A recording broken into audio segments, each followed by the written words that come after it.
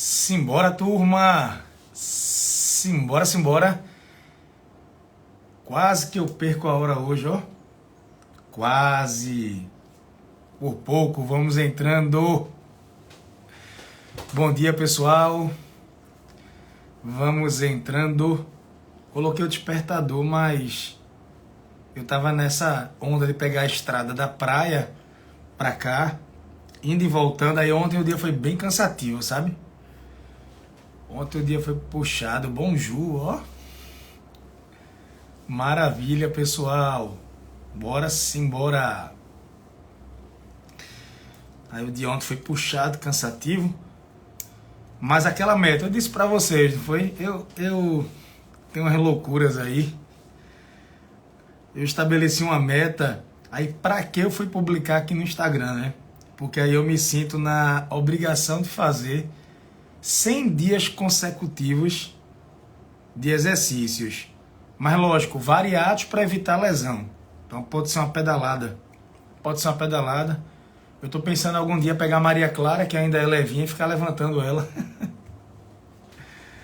E a outra meta, uma das outras metas, essa eu quero bastante, é gravar 2 edições do Minuto Geográfico por semana, tá? A minha ideia é exatamente terças e quintas, pode ser também segunda e sexta. Segunda e sexta, legal. Para abrir a semana e para fechar, para a gente conseguir, de alguma forma, compartilhar conhecimento com vocês aqui. A audiência está começando a voltar, muita gente de férias, né, ainda, mas é isso, a gente vai organizando. Para mim é muito estranho passar uma semana ou 2 semanas 100% sem trabalhar. Eu não estou acostumado a desligar 100%, então estamos por aqui. Ô Nath, um beijo grande. Estás por onde? Depois vocês sigam, tá? Viagem sem limites. Nath tá dando a volta ao mundo. Eu conheci Nath lá em Bruxelas. Foi uma viagem maravilhosa. A gente conversou muito lá. Ela deu match aí, se deu bem que só com Patrícia. Foi bem legal, tá? Turma, bora fazer o seguinte. Já tive os avisos aqui, a gente já bateu um papo. Deixa eu conversar com vocês sobre alguns temas, tá bom? E aí a gente vai abrindo para as perguntas e a gente vai embora, beleza? Eu posso desligar os comentários bem rapidinho, pode ser? Não é por nada não. Vocês me conhecem, sabem que eu termino querendo ler todos os comentários aqui. E, termino perdendo o foco. Então eu vou desligar os comentários, tá certo? Depois eu abro e uma honra tê-los aqui, tá, pessoal? Sim, fico bem feliz, sinto-me honrado e é isso aí, beleza? Bora lá. Deixa eu lá tirar. Então, valendo. Então, turma, domingo agora, vou começar falando um pouco de Brasil. Hoje é dia 10, não é isso? Deixa eu me situar. Tá, hoje é dia 10, domingo agora, dia 8 de janeiro. Todo mundo aqui acompanhou pela internet, pela televisão, pela mídia, a repercussão dos eventos lá em Brasília. Eu tenho um hábito, eu já disse para vocês, de todos os dias procurar abrir meus jornais favoritos pelo mundo. Eu tenho alguns jornais favoritos e digo para vocês, sem medo de errar, que dos jornais que eu paro para ler, dos jornais que eu gosto, as linhas editoriais são bem diferentes. Então, se disser assim, Joca tem acesso a uma mídia progressista, tenho. A uma mídia com viés mais de esquerda, também. Apesar de que eu não gosto mais dessa classificação, eu acho que para os dias de hoje ela é inócua. A Joca tem acesso a uma mídia voltada mais para centro-esquerda, centro-direita, direita, que seja. Para resumir, eu quero dizer para vocês que eu gosto de ter acesso a todo tipo de informação. E é muito bacana você ter pontos de vista distintos. O que me chamou a atenção, depois do dia 8 de janeiro, todos aqueles atos violentos em Brasília, não tem como você aprovar ou ser favorável à depredação daquele patrimônio público aquela escalada de violência que houve na capital federal, mas eu queria chamar a atenção de vocês principalmente para repercussão dos atos. Só para vocês entenderem, todo mundo sabe, o Brasil faz parte de uma região muito complexa, é uma região de grande instabilidade, a gente chama de América Latina. Geograficamente, nós fazemos parte da América do Sul. Eu não preciso nem dizer para vocês aqui que é uma área marcada pela corrupção generalizada, pela escalada de violência. Nós temos indicadores, falamos tanto da África, mas nossos indicadores sociais aqui, nossos indicadores de violência não deixam nada a perder, não deixam nada a perder do ponto de vista negativo. Então, essa história de falar tanto da África, por vezes, se a gente parar para analisar, a África é aqui. E por algumas situações, a complexidade termina sendo pior. Mas eu quero que vocês entendam que um ato como aquele de domingo que aconteceu no Brasil, é diferente de um ato no Uruguai, Colômbia, Peru. Vejam, a Colômbia tem problemas sérios lá com a questão do narcotráfico. Teve a mudança recente de governo, foi o primeiro governo de esquerda da história da Colômbia, pelo menos da história recente que eu lembre. Bolívia tem questões separatistas, tem violência interna, teve a instabilidade lá pós o governo de Evo Morales, durante o governo dele, tá? Sobrou até para o Brasil lá a questão da nacionalização dos hidrocarbonetos. O Peru, um recorde de impeachments, né? Presidentes derrubados sucessivamente, agora mesmo aí está tendo uma questão, Pedro Castillo foi preso, mas Brasil, pessoal, é diferente. Brasil é diferente porque o Brasil representa uma grande economia, o Brasil é um case de liderança dentro da América Latina. Então, se aquilo acontece no Brasil, vejam a repercussão. A repercussão do que aconteceu no Brasil no domingo, tentaram meio que imitar o que aconteceu lá no Capitólio, o que aconteceu lá nos Estados Unidos depois da eleição tão polarizada entre Trump e o Joe Biden. Mas vejam, a repercussão foi tão parecida quanto. Com um detalhe, lá nos Estados Unidos morreram. Algumas pessoas morreram. Aqui, em princípio, naquele ato do dia 8, não aconteceram mortes. E vejam o tamanho da repercussão, para você ver a importância do Brasil. Então, é preocupante porque nós deixamos de analisar agendas que são importantes para o país, coisas que têm um significado importante. É como se o país agora travasse por conta de um ato aí completamente irresponsável e que vai trazer aí generalizações perigosas daqui para frente, certo? E desdobramentos que a gente ainda não sabe como é que vai ser, o que é que vai acontecer diante disso tudo, tá? Então, o Brasil ele é grande exportador de commodities, tá, gente? Nós somos fortes em vários setores da economia, não só em commodity, mineral. Nós temos uma matriz energética comparada com a dos emergentes, uma matriz energética do Brasil, ela é boa, é uma matriz energética mais limpa que o padrão mundial, é uma matriz energética diversificada.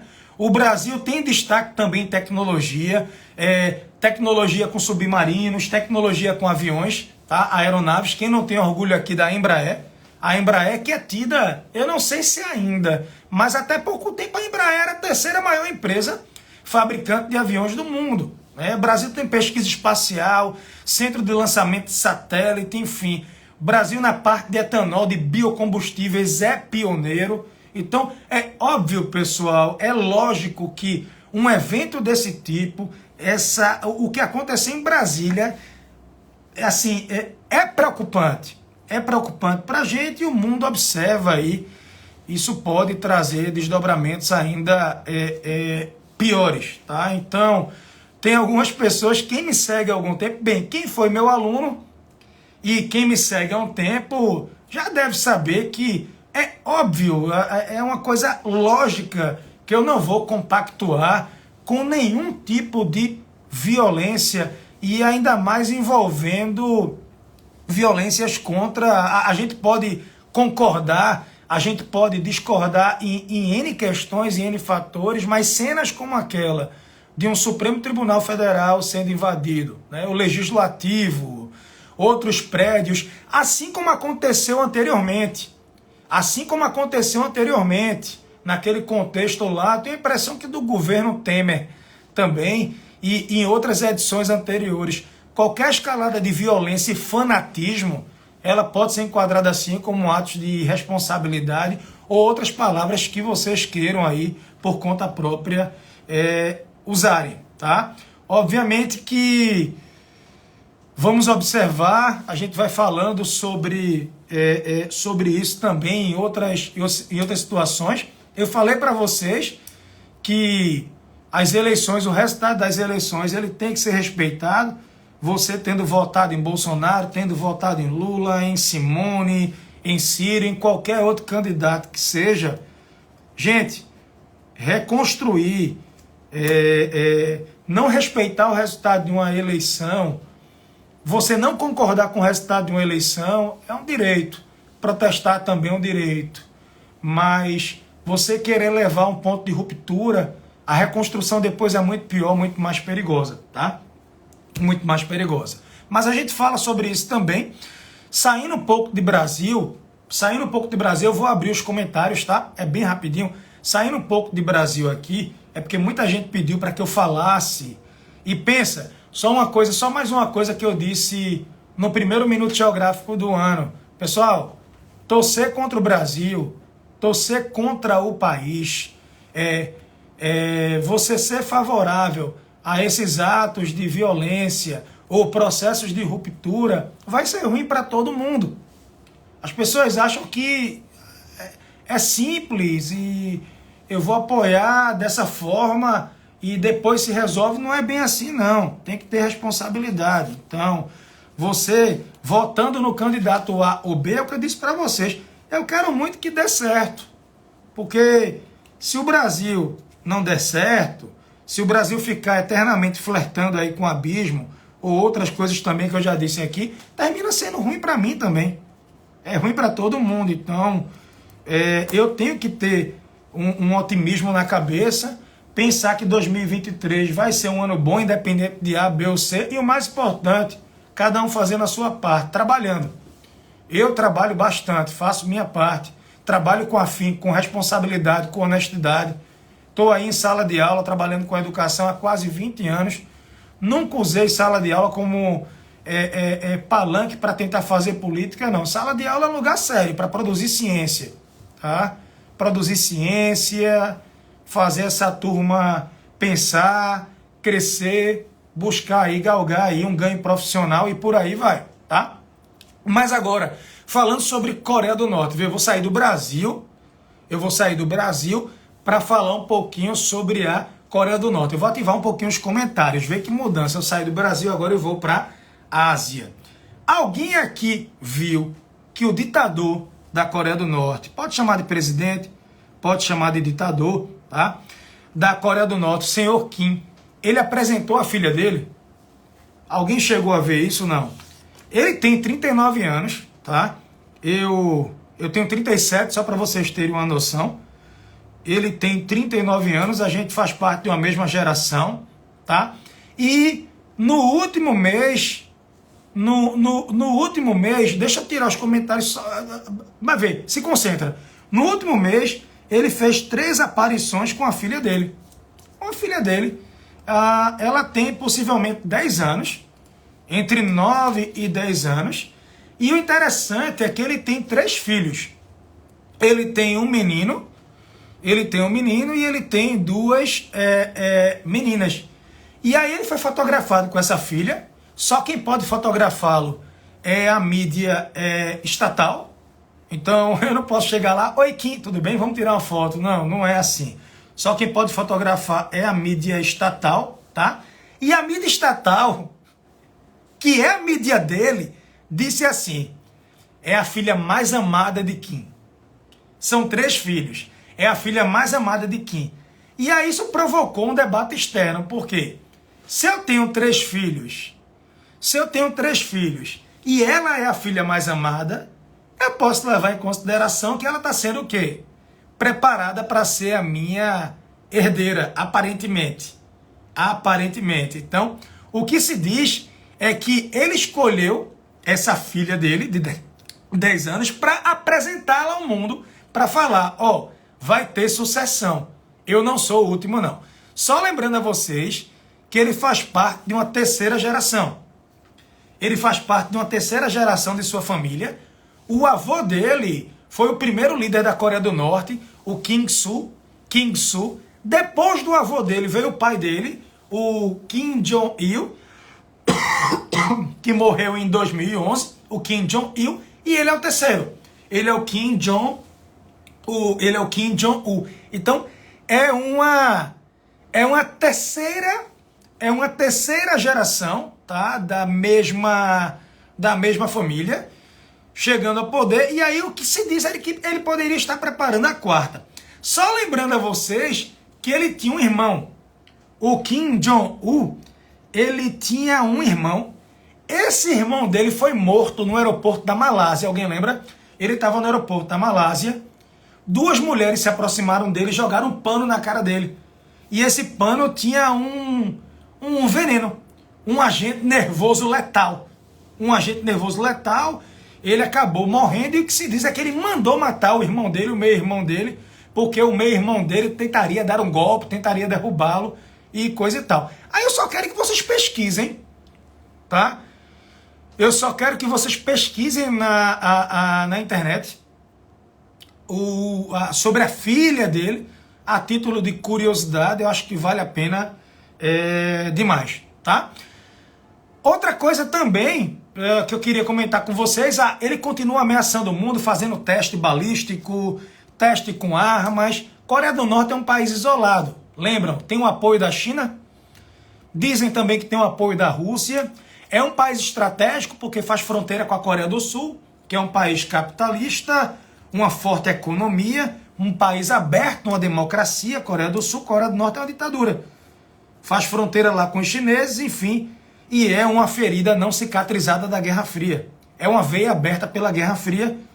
É uma divisão que nunca cicatrizou. A Alemanha foi reunificada e as Coreias não. E não há perspectiva de reunificação. Ok? Beleza? Pessoal, eu queria fazer uma recomendação para vocês. Deixa eu tirar aqui porque tem gente que está na internet para ficar... Deixa eu voltar aqui para quem quer prestar atenção. Eu queria recomendar um filme para vocês. Netflix.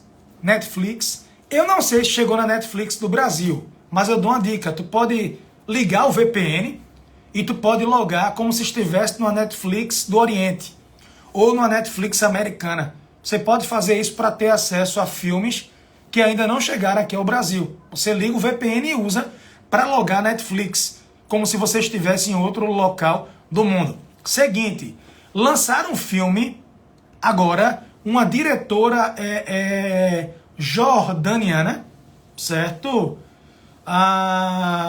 É um drama histórico que se passa em 1948. 1948 foi a fundação, foi o contexto da fundação de Israel, quando a Inglaterra desocupa aquela região, o mandato britânico vai perdendo força, né? Desde o pós-Primeira Guerra até o final, pós-Segunda Guerra Mundial, desculpem.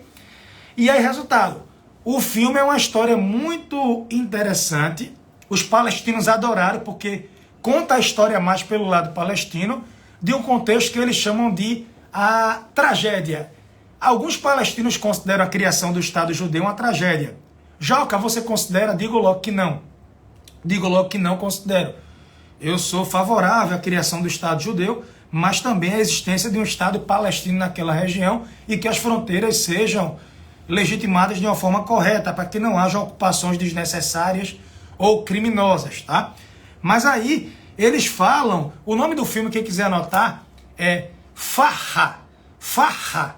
F-A-R-H-A. Farha. F-A-R-H-A. É a história de uma menina de 14 anos. Ela sonha ir para a escola na cidade com a sua amiga, mas ela é filha de um chefe da vila, ela não pode estudar, o pai quer que ela case, ela quer ir contra essas leis. Aí você tem a chegada de Israel, as guerras. O filme tem um viés palestino, tá? Aí depois você assiste algum filme com um viés mais israelense, para ter um equilíbrio, por favor, não tenham aquilo como uma verdade pura e absoluta. Mas eu gostei porque fazia tempo que eu não assistia a um filme com um viés palestino, tá? Então, foi bacana para ver como é que eles fazem essa abordagem. Como é que eles fazem essa abordagem. Então, o filme é muito interessante, tá? Ela é a personagem principal do filme, né? Farha é uma menina. E para tu ter uma ideia, sem spoiler, ela fica trancada dentro de uma despensa quando o exército, que eles chamam de exército sionista, chega ao seu vilarejo. Então, eu notei que no filme, eles querem fazer um paralelo em dado momento, não dá, mas eles querem fazer com Anne Frank. Porque tem uma cena que ela fica olhando pela fresta de uma porta, pela despensa, vendo a violência. Aí algumas cenas lembram lá aquela questão de Anne Frank. É como se eles quisessem trazer uma releitura. Assistam. Poxa, enfim, acho que vale demais. Beleza? Violência no Peru, eu já falei, né? Pedro Castillo foi preso. Pedro Castillo, ele queria dissolver o Congresso para evitar o próprio impeachment. Aí prenderam, mandaram prender. Tá cumprindo 18 meses de prisão. E aí estão fazendo uma rebelião, 17 pessoas mortas para soltá-lo. Chance nula, vai ficar preso. Vai ficar preso.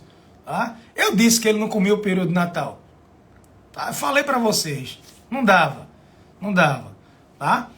É isso. Deixa eu abrir aqui para ver se tem alguma pergunta interessante. Deixa eu ver aqui. Príncipe Harry, o príncipe, aquele que se afastou da família real, está lançando um livro de memórias. Vai ser lançado no Brasil. Um filme de memórias, tá? E nesse livro, livro de memórias, eu não li, vai ser lançado, mas já começaram a colocar spoilers e tal. Ele diz que matou 25 pessoas no Afeganistão enquanto ele estava servindo. Ele serviu na guerra do Afeganistão. Tá? Ele pilotou helicópteros. Ele serviu 10 anos no exército britânico, chegou ao posto de capitão. E aí ele diz que matou 25 pessoas. Ele disse, não é um número que me dê satisfação, mas eu também não tenho vergonha. Quando me vi mergulhado no calor e na confusão do combate, não pensei naqueles 25 como pessoas. Eram peças de xadrez retiradas do tabuleiro. Pessoas mais eliminadas antes que pudessem matar pessoas boas. Aí o Talibã se pronunciou. Ele se pronunciou. Verificamos e descobrimos que nos dias em que o príncipe Harry mencionou que matou 25 pessoas, não tivemos nenhuma baixa naquela cidade. Nenhum talibã morreu. Significa que ele matou civis. Pessoas comuns foram alvos e que ele cometeu crimes de guerra. Esse livro é muito polêmico. Ele cita uma briga com o irmão dele. Diz que foi esmurrado pelo irmão. Assim que lançar no Brasil, eu vou comprar para dar uma lida, porque, enfim, é isso. Quem quiser ler quando lançar no Brasil, Príncipe Harry. Ele assume que matou 25 pessoas. Aí se pergunta, 25 inocentes ou talibãs? Tem a briga dele com a família. Bem, vamos embora. Falou sobre o Brasil, falei no começo. Mas, por favor, parem de criar expectativas sobre as falas dos outros. Leiam. Estudem. Não criem muitas expectativas sobre a fala do professor A, B ou C. Evitem frustrações. Criem o próprio caminho de vocês. Vai ficar gravado. Beleza, meu povo. Alguma dúvida? Me empolguei. 7 da manhã. Quase meia hora de fala. Quase meia hora de fala. Há alguma dúvida?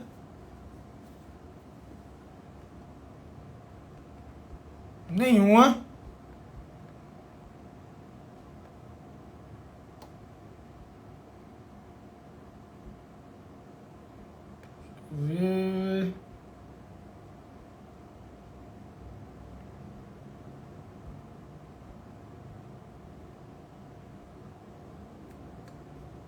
É isso, pessoal. É isso. Deixa eu pedir uma coisa a vocês. Quem puder, compartilha o Minuto Geográfico de hoje no aviãozinho, no YouTube e no Instagram. Coloca um like aí, um joinha. Também se não gostou, não precisa colocar um like não, tá? Só tô pedindo para quem gostou, para quem acompanha. Divulguem com o maior número de pessoas possíveis, tá? Manda um comentário que eu vou respondendo, valeu? Quem chegou até o fim? Que tosse chata. Quem chegou até o fim aí? Comenta quem chegou até o fim, valeu? Boa influência da Rússia, de Putin? Espero que não. Se o Brasil se aproximar de Putin, eu vou achar ruim e vou achar estranho e perigoso. Perigoso demais. Tomara que não. Tô torcendo para que dê certo. Fico preocupado com o que teremos daqui para frente. Tá? Fico preocupado com o que teremos daqui para frente. Eu falei no começo aqui do vídeo, toda generalização pode ser perigosa, pode ser burra e pode ser cega. Tem que tomar cuidado com isso aí. Valeu? Simbora. Vambora. Saúde e paz.